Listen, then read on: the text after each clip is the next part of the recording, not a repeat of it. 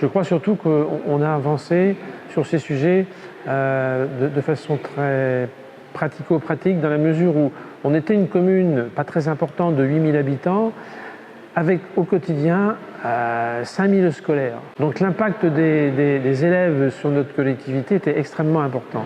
Au départ, nous, on a fait de la prévention, notamment sur le sida à l'époque, puisqu'il fallait faire de la prévention, etc. Et ça nous a amené progressivement à nous rendre compte qu'il y avait d'autres problématiques qui s'étaient mises en place. Et on avait été alertés par les médecins scolaires de l'époque qui, étant peu nombreux, avaient peu de moyens. Et c'est de cette façon-là qu'on s'est impliqué dans la prévention des addictions. Je pense que le niveau local, petite ou grande ville, est extrêmement important sur ces sujets-là. Je ne pense pas que ce soit des politiques qui puissent se déclarer d'en haut. Je pense que le niveau local, quelle que soit la taille de la ville, est important.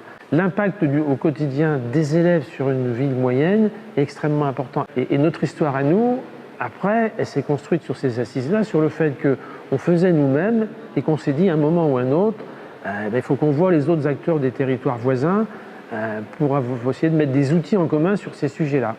Réunir les familles, les élèves, les entreprises, parce que je pense qu'il y a des problématiques communes. Le problème de la famille, c'est de pouvoir établir dans la famille ce dialogue entre l'adolescent et ses parents, qui, au moment de cette adolescence, est souvent rompu ou conflictuel, parce que c'est un passage qu'il faut faire.